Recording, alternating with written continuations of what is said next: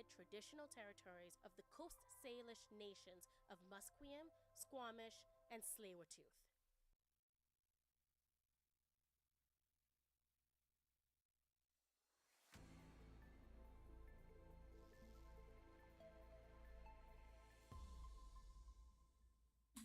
Hey everyone, I'm Laura Masamba returning, this time with your 3:30 news. Kamloops RCMP say 2 search warrant operations carried out this week are connected to an ongoing homicide investigation. Police executed planned searches in the 800 block of Surrey Avenue and the 800 block of McQueen Drive. A large police presence was seen in the areas as officers carried out the warrants linked to an homicide investigation that began on May 5th.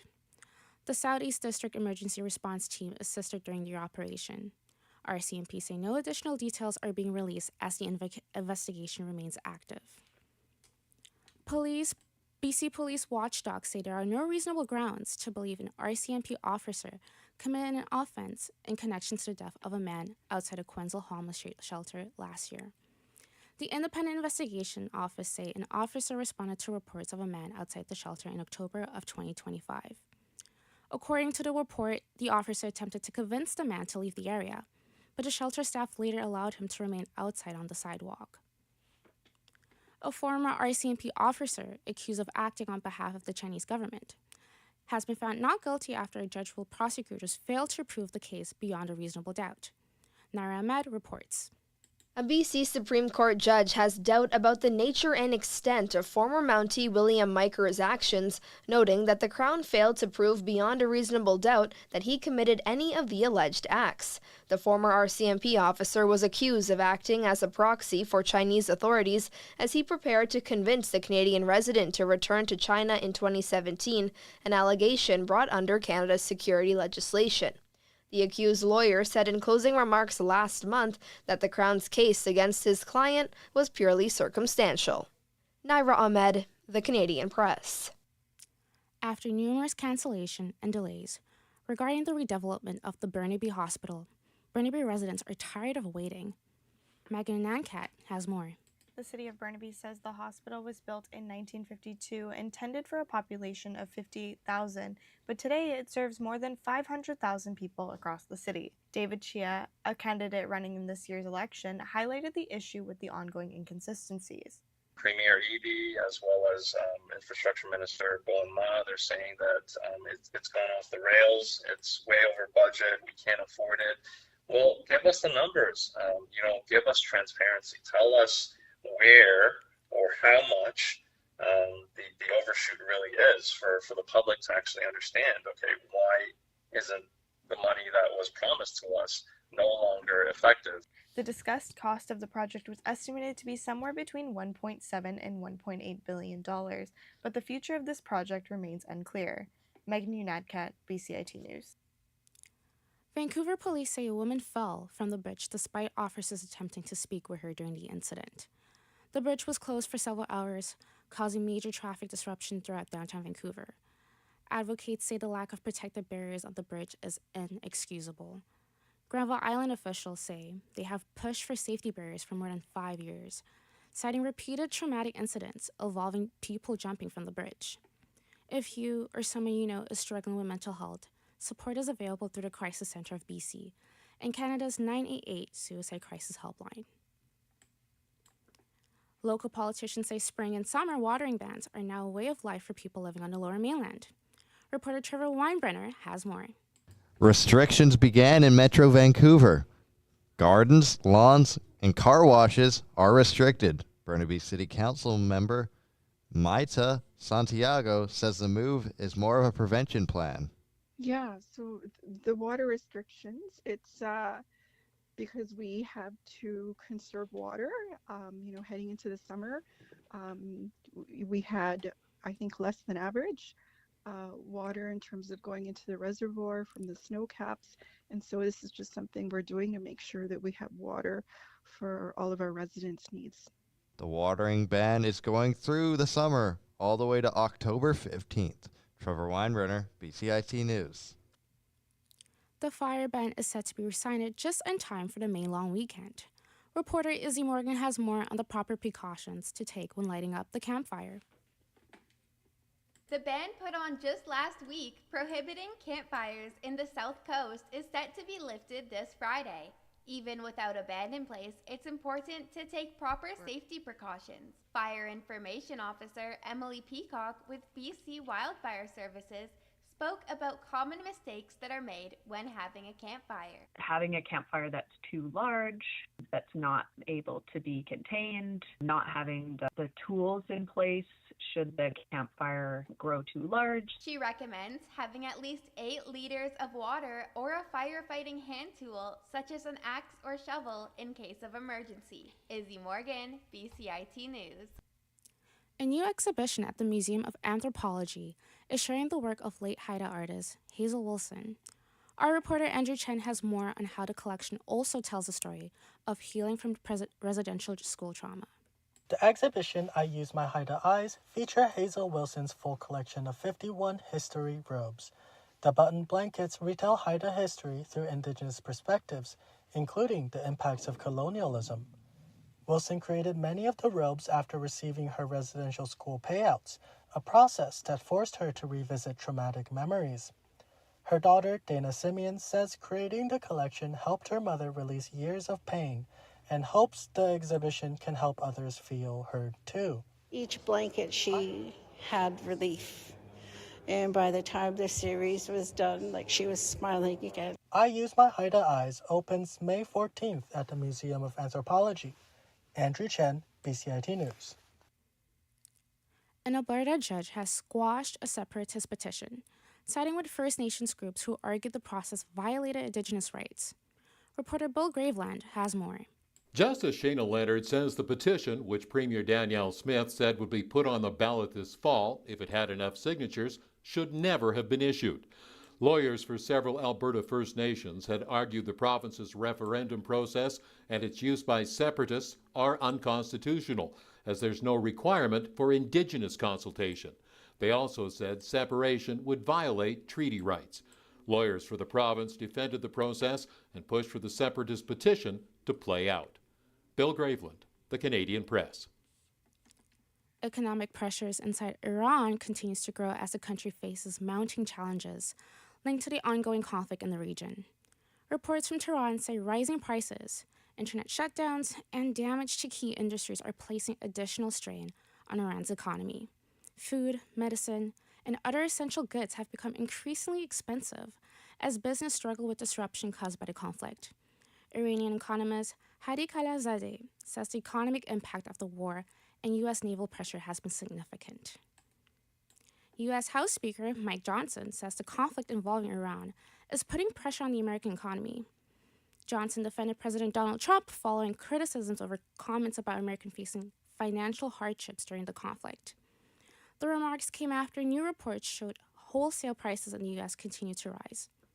Johnson said the economy had been performing strongly before tensions escalated. The conflict with Iran has put a little damper on that. Now, as soon as that's resolved, I agree with the Treasury Secretary, I agree with the President, you're going to have an alleviation of the pain at the pump, and you're going to have prices come down overall. Johnson says he believes prices could ease once the conflict is resolved. The legal case surrounding the death of Matthew Perry is nearing its conclusion. The 5 people have now pleaded guilty in connection with supplying ketamine to the actor before his death in 2023. Those sentenced include 2 doctors, an addiction counselor, and a woman prosecutor referred to as the ketamine queen. The final defendant awaiting sentencing is Perry's former live-in assistant, who admitted to helping obtain and inject the drug. Perry, best known for his role on Friends, died at the age of 54. A critically acclaimed stage play is now heading to the big screen. Is God Is, written by playwright Alicia Harris, arrives in theater Friday as a new revenge thriller inspired by Greek tragedy and Western films. Here's a preview of the trailer. You're his girl. Oh, hell no. You in trouble? Chuck Hall's got your back. The movie stars Kara Young and Mallory Johnson as twins seeking revenge. And lastly, for weather, in Burnaby, expect mild showers throughout the evening. That's all the news we have for you today. Thank you for listening. I'm Lara Masamba for BCIT, The Crow.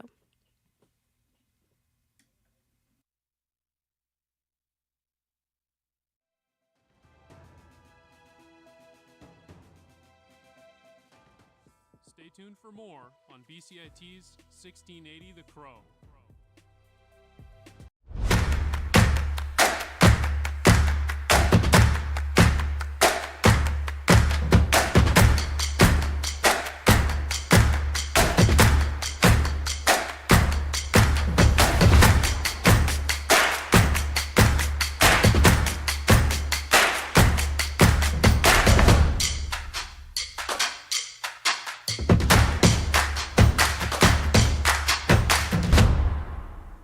Everything is changing to digital. Everything is online. People aren't just waiting for the 6 o'clock news anymore. People want their news right now. They want to be able to go onto their smartphone, onto the internet, and see the news that they want to see.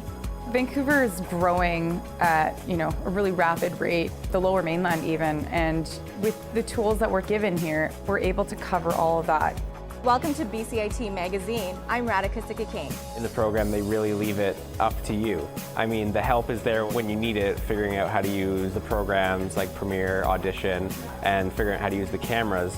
But it's up to you to sort of experiment and figure out what you can do when you go out in the field. They brought candles and flowers to remember the student who lost her life yesterday. Theresa May says the international community condemns Moscow. They really make sure that you know the basics and you are able to put out a quality product. I'm Brady Tretnero. And I'm Radhika Sikakane. Thank you for tuning in to BCIT Magazine.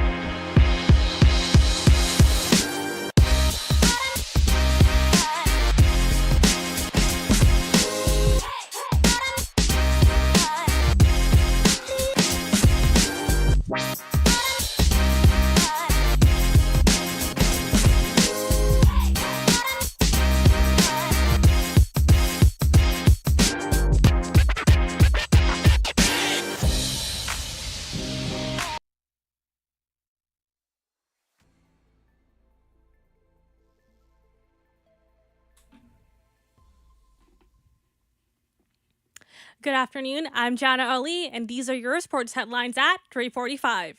The Whitecaps are temporarily moving to Burnaby Swangard Stadium for the Canadian Championship quarterfinals. This is due to the FIFA World Cup taking place at BC Place.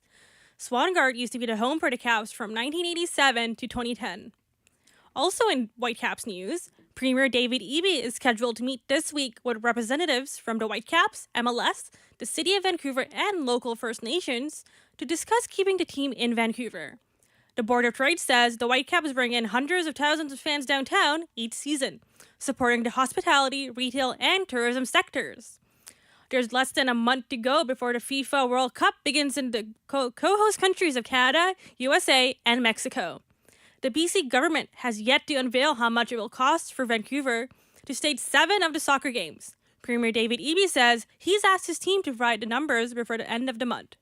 It is a key piece of information for the public, but the legacies that will be created by this game, whether it's community sports fields or the improvements here to the stadium that will create lines of revenue, or the opportunity to develop and enhance relationships with business partners or tourists from around the world, is significant and hard to understate. New York Islanders defenseman Matthew Schaefer has been awarded the Calder Memorial Trophy as the NHL's top rookie. He's the first unanimous winner since Winnipeg Jets forward Teemu Selanne in 1992-1993 season, after earning the first place vote in all 198 ballots cast. In PWHL news, the PWHL announced 2 new expansion teams for the 2026-27 season. Las Vegas and Hamilton will receive the teams. PWHL Las Vegas will play its home games at T-Mobile Arena along with the Golden Knights, while PWHL Hamilton will play out of the TD Coliseum. This comes after Detroit was announced to get a team as well. Jason White has more. The PWHL has announced it's expanding to Hamilton and Las Vegas. That'll bring the total number of teams to 11 after the league announced the addition of Detroit last week. Hamilton's yet-to-be-named team will play out of the recently renovated 18,000-seat TD Coliseum. Now, the PWHL could still reveal another expansion team. Its stated plan was to add 2 to 4 more clubs for next season. Jason White, The Canadian Press. In the NFL, there will be a record number of NFL games played in other countries this season. Chuck Severston has more. A record-breaking 9 NFL games will be played across 4 continents, 7 countries, and 8 stadiums next season, says a statement from the league. Melbourne, Australia, Rio de Janeiro, Brazil, London, Paris, Madrid, Munich, and Mexico City will all host games as part of the league's long-term commitment to global expansion. The first international contest will be Thursday, September 10th, with the San Francisco 49ers and Los Angeles Rams at the Melbourne Cricket Ground. With the May long weekend approaching, British Columbians will be looking to explore the province's vast outdoor activities. Our reporter Noah Peckham talks about the precautions around hiking. In preparation for Victoria Day long weekend, the BC Search and Rescue Association sent out a media release. They cautioned British Columbians to make sure they are prepared for the outdoor activities. Sandra Riches is the executive director for BC Adventure Smart. She spoke about how hikers can ensure they have the right equipment. Every hiker should have a basic backpack full of essentials, and those essentials will be carried for every activity, every outing, no matter the level of enthusiasts that they are. While a long weekend is a great opportunity to enjoy the outdoors, make sure you are properly equipped. Noah Peckham, BCIT News. The Colorado Avalanche are 1 win away from knocking out the Minnesota Wild from the Stanley Cup playoffs. The Wild will lean heavily on its top defensive pairing in Brock Faber and Quinn Hughes, as those two have been excellent not only in this series, but the entire playoffs. The two teams will face off tonight at 5 p.m. Also on tonight, in basketball, the Cleveland Cavaliers will take on the Detroit Pistons at 5 p.m. I'm Jana Ali, and these are your sports headlines at 3:45.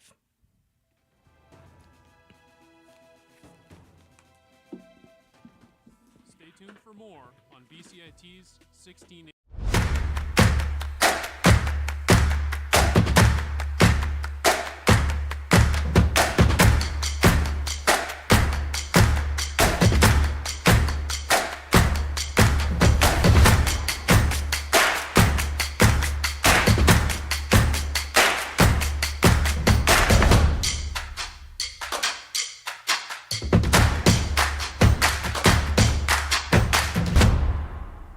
Everything is changing to digital. Everything is online.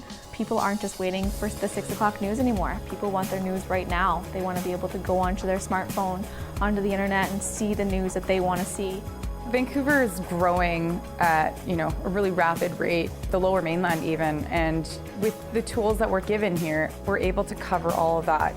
Welcome to BCIT Magazine. I'm Radhika Sikki-King. In the program, they really leave it up to you. I mean, the help is there when you need it, figuring out how to use the programs like Premiere, Audition, and figuring out how to use the cameras. But it's up to you to sort of experiment and figure out what you can do when you go out in the field. They brought candles and flowers to remember the student who lost her life yesterday. Teresa May says the international community condemns Moscow. They really make sure that you know the basics and you are able to put out a quality product. I'm Brady Tretnero. And I'm Radhika Sikki-King. Thank you for tuning in to BCIT Magazine.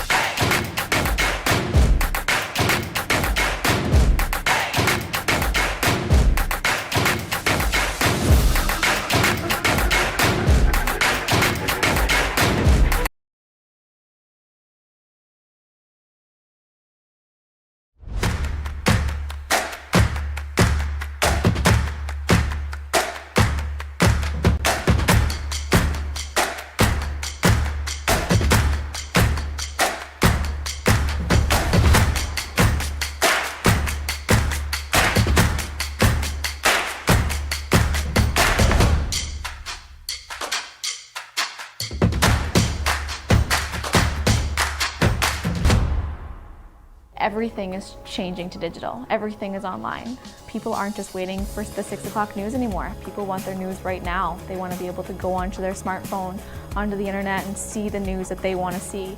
Vancouver is growing at, a really rapid rate, the Lower Mainland even, and with the tools that we're given here, we're able to cover all of that.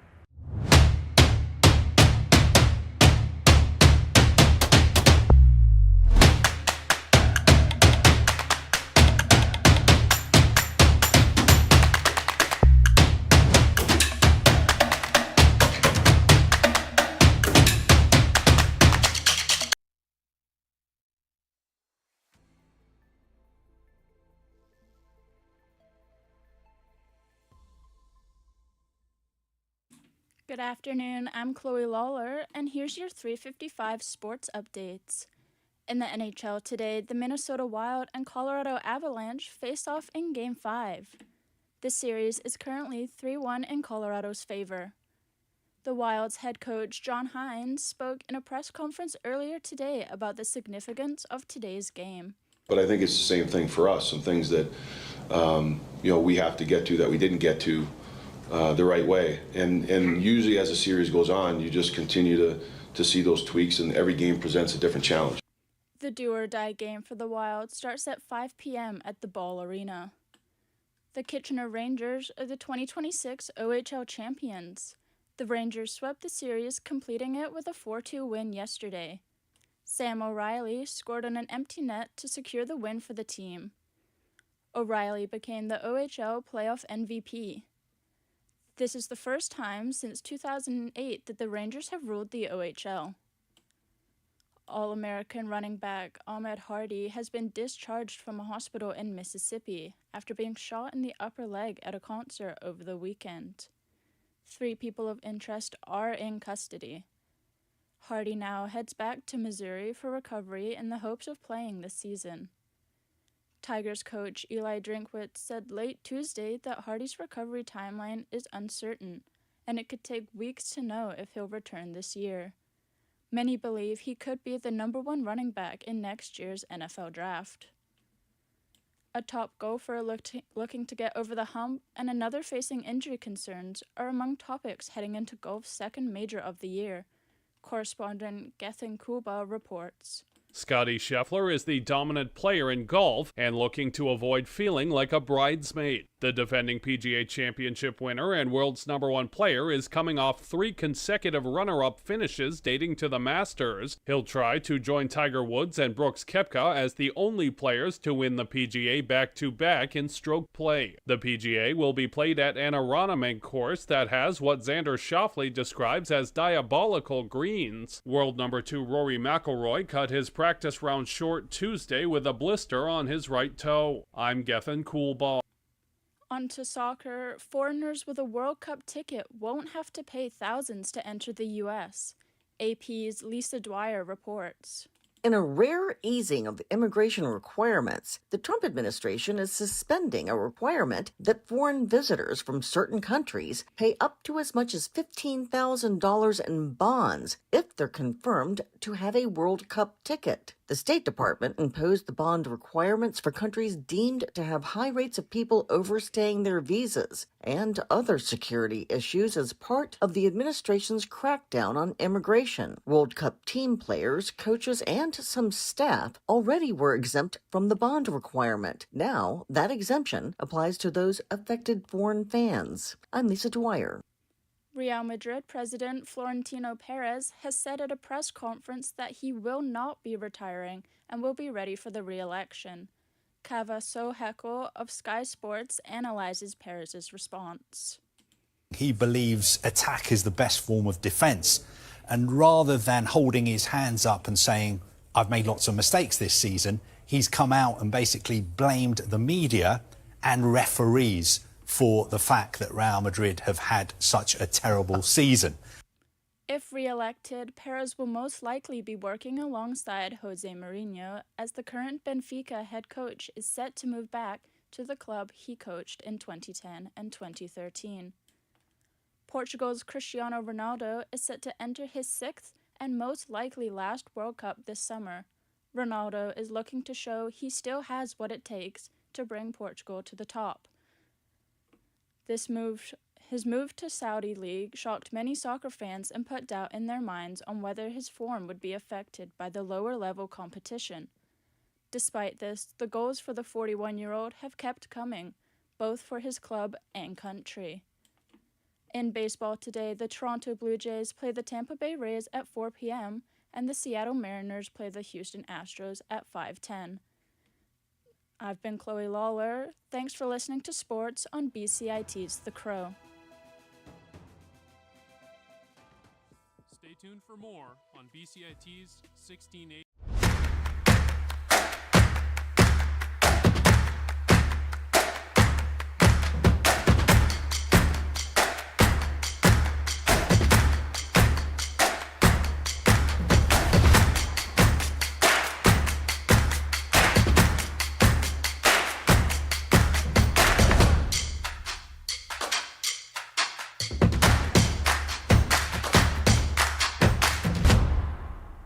Everything is changing to digital. Everything is online. People aren't just waiting for the 6 o'clock news anymore. People want their news right now. They want to be able to go onto their smartphone, onto the internet, and see the news that they want to see. Vancouver is growing at, a really rapid rate, the Lower Mainland even, and with the tools that we're given here, we're able to cover all of that. Welcome to BCIT Magazine. I'm Radhika Sikakane. In the program, they really leave it up to you. I mean, the help is there when you need it, figuring out how to use the programs like Premiere, Audition, and figuring out how to use the cameras. But it's up to you to sort of experiment and figure out what you can do when you go out in the field. They brought candles and flowers to remember the student who lost her life yesterday. Theresa May says the international community condemns Moscow. They really make sure that you know the basics and you are able to put out a quality product. I'm Brady Tretanero. And I'm Radhika Siggi-Kane.